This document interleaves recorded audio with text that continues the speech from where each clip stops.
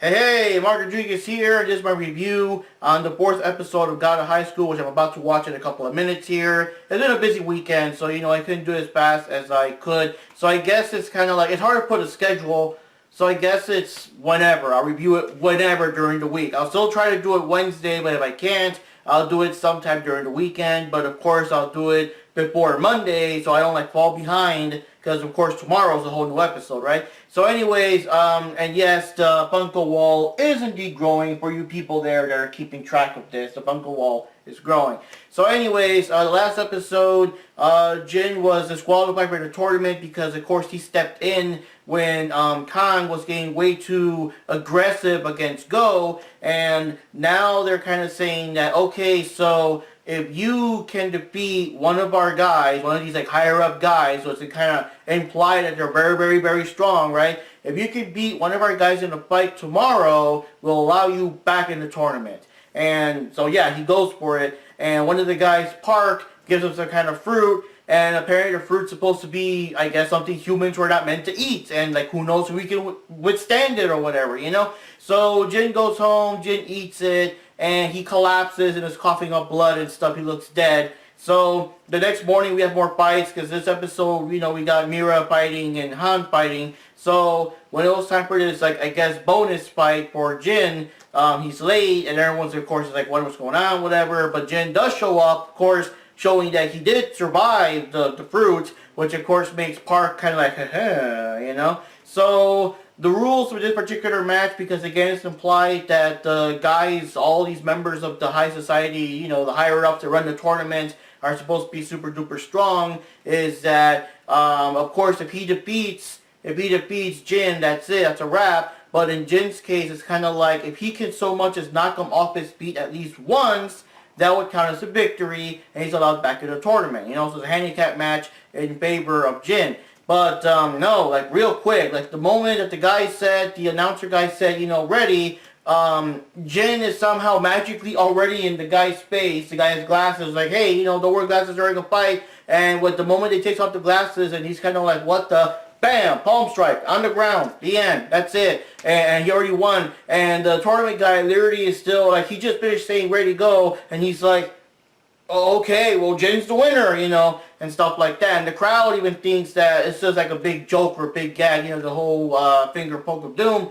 And, yeah, so the guy gets up pissed because he's not going to stand for this. And this is the weirdest part of, the anime so far, which I don't know if they're going to elaborate on that in this episode. But this guy releases his Persona stand, this weird giant monster thing, and the monster thing actually grabs Jin, and the only way Jin could escape was because all the other board members held the guy back, which of course made him, I guess, lose control of it. The monster vanishes and stuff, and it's we're gonna cut your next 3 months of salary for doing this, because what the fuck, I guess. The rest of the world at large is not supposed to see this, but too late, right? And stuff like that. So, yeah. Jin is knocked out and everything, but, he's allowed back in the tournament, and he's happy and whatever, and Park is ha ha ha ha, I will never let you go, and stuff like that. And this is based on the fact that he's the grandson of, I guess, his grandfather or someone important, so we're checking this out. So anyways, on to the fourth episode. I can't wait to see what's going on. Let's check it out. Wow, guys, that ending. So, anyways, let me get to the storyline. It was kind of a weird episode.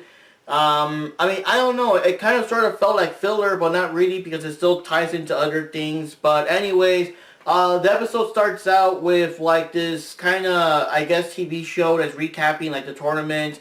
And they're saying the last four finals, because whoever's, I guess, the winner of this tournament is going to move on to face, stronger people from all over the world and other places, So, the last four are, of course, our heroes, Jin, Han, and Mira, but also this other dude that we haven't seen yet, But, that dude is Brazilian Jiu-Jitsu master and everything. Got his picture here so you can see him, or wherever I put the picture. But, in fact, I'll move here to give more room there for the pictures. But, yeah, so the next match was supposed to be Han versus Mira. So Han, Mira, and Jin are just, I guess, walking home until a car drives by, and the guy in the car is like, "Oh, that's them." So he stops in front of him. Is this guy, and he comes out, and he like actually proposes to Mira out of nowhere, and we have like the intro theme and stuff. But when the theme is over, all of a sudden we see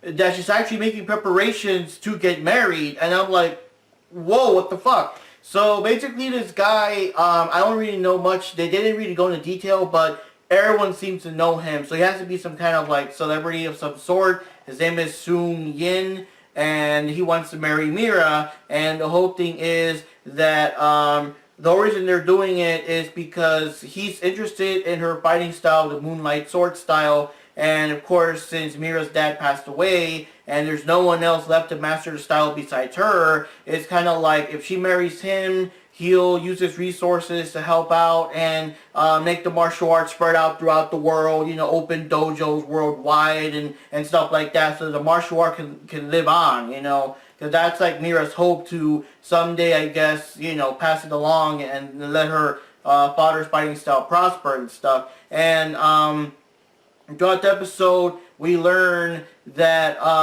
when her father passed, her uncle like took care of her. So her uncle, and I guess it would be like her niece, is living with them, or she lives with them. You know what I mean? So her niece is excited because, oh my God, the celebrity's gonna marry you. Oh my God! So she's a kid still, and she thinks that like it's an actual, you know, like Hollywood romance, you know, actual like romance, love, and all that. She doesn't know that Mira is basically sacrificing herself because she wants to do whatever she can for the sake of the martial art prospering. So throughout this, Jin finds out that she actually like left the tournament because she's gonna get married, and he doesn't know the reasons yet. But he's like, you know, what are you doing? Are you like abandoning your martial art? Like, weren't you supposed to like make it to the finals and let the Moonlight Sword spread and stuff like that and whatever? And she's like, it's none of your business. And he tries to talk to Han, and Han says, you know, what can we do? Even if she's making a mistake or whatever, or, you know, she's getting married for the wrong reason or whatever, it's still her life. We're the outsiders. We can't butt into her life. What can we do?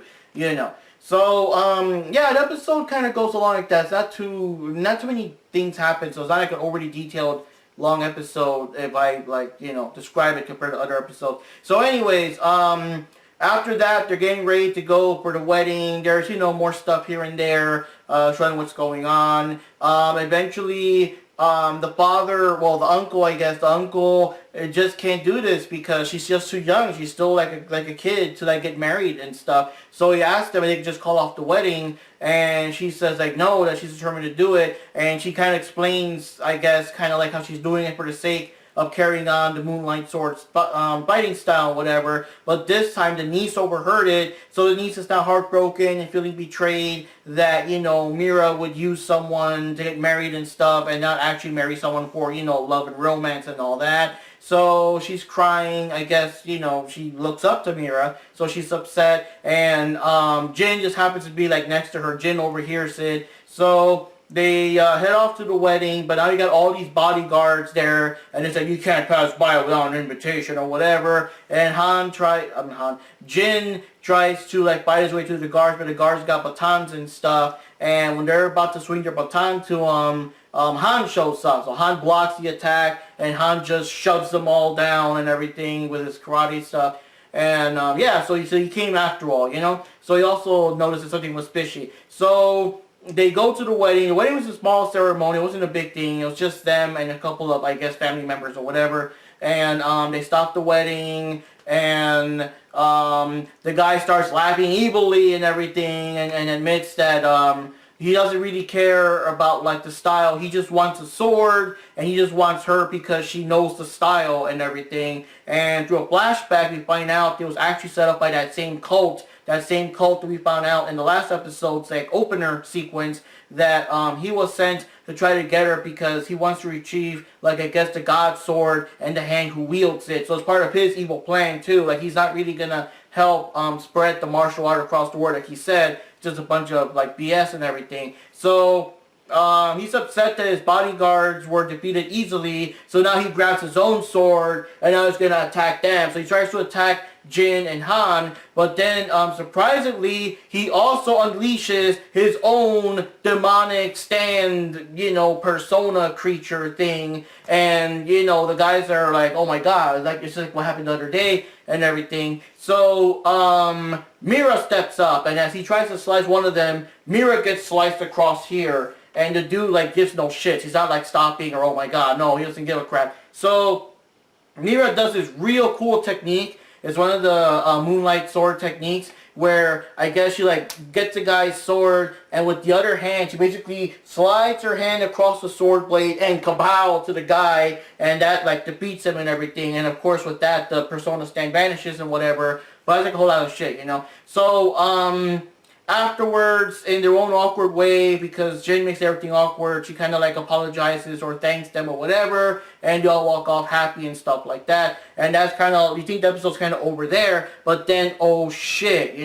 we cut to, I guess it would be the next day, where Han is at the hospital and his friend is in very serious condition, and everyone's running around, and it looks, pretty final, and they're doing whatever they can, and he's like, damn it, wake up, like, it looks like he's gonna succumb to his disease and whatever. So later we cut to Han back at work at the grocery store, wherever he works, and the same jerks are now in his face, and they're all, hey, oh, you're working extra hours for your friend, and man, he's gonna meet his maker any moment now, and all that kind of bullshit. But this time he snaps, and we see, like, it kind of goes through cutscenes or whatever, like, it's fast. But we see that now the guys are all beaten bloody, and this dude's like fists are now with blood, and he just walks out while everyone, like the regular people, are like shocked. But yeah, he snapped. He fucking snapped because his friend's about to die, and he's doing whatever it can, whatever he can.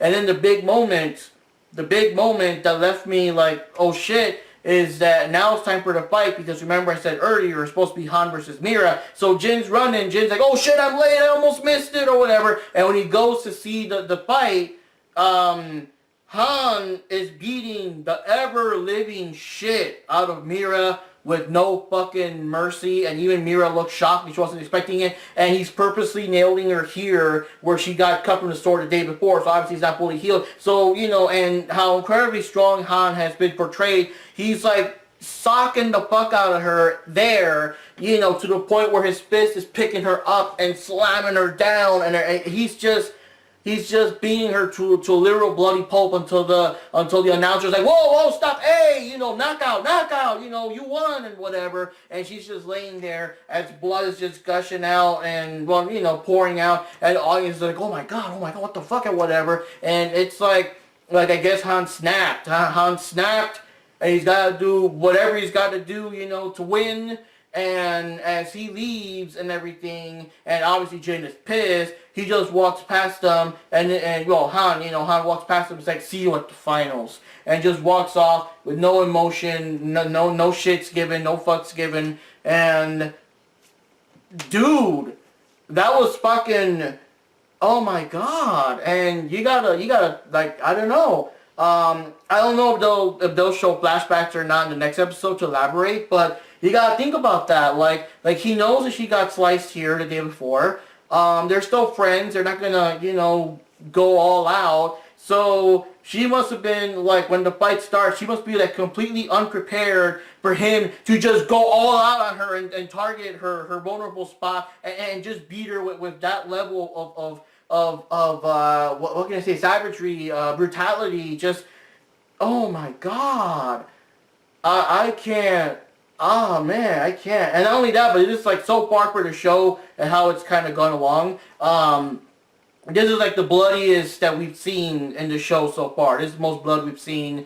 Like I said, other scenes, like when Kang was gonna hit the guy in the eye, like the camera cuts away in a way that you kind of know that happened without actually showing it. But here, we're actually seeing him socking the fuck out of her where she got hit and all that. So, oh god. And then of course too, like, really like, send the point home, mail the point home, wherever the fuck I can't think. After the ending theme, they show an extra little scene of her still with her wedding dress, because it's still the day before. Like, hey guys, whoa, hold on, let's take a picture. And it's a picture of all three of them, like, happy and smiling, because this is, of course, before Han found out what happened, and it's just like, you know, much more tragic now because I guess Han snapped, and now it's gonna be like, it's gonna be more of a feud, like a blood feud or some shit when it's Jin versus Han in the next episode. Or, well, I guess Jin has to defeat this other guy first, but, damn, man.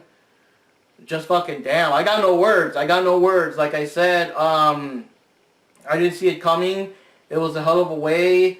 The episode almost felt like a filler except for the scene about the cult, because the cult was seen in the last episode, so you kind of know what's going on. And now with this scene with Han, and I mean, it just shows you, I mean, they don't really know each other that well yet, you know what I mean? Like even right now, this is the first time that Jin's been to her place and stuff like that. These guys are still kind of knowing each other. They don't know about each other's personal drama. They don't understand. I think Han was just saying he was watching for family or somebody. No, he was just saying he was fighting for money. He never explained why he needed the money, which was for his friend. So they had no idea that he has a friend that has a terminal disease or whatever. And it's just, I don't know, dude. It's oh man, this episode, this fucking episode, man. Yeah, I don't know what to say. I can't wait to watch tomorrow's episode and see what happens. Maybe with what's going on, I actually will watch it tomorrow. I'm usually busy on Mondays, but I'll probably watch it and maybe give a review earlier on, somewhere Tuesday, Wednesday, whatever. But damn, dude, just damn. And yeah, I know that this is a pre-existing Korean webtoon that's being adapted to an anime format. And like if you Google stuff, you'll see images of the characters in I guess more advanced ways or whatever, because you know the series is ongoing or whatever. So please, guys, no spoilers. But oh god damn, dude, just that fucking socked the wind out of me, man. Damn, just damn. So yeah, we'll find out what happens, guys, and we'll see you next time for the review of the next episode, the 5th episode, and see what happens. Because something has to happen, but, I mean, dude, like, I don't know. I don't know Mira can forgive this, or, I got no words, man. I got no words. So anyways, see y'all next time.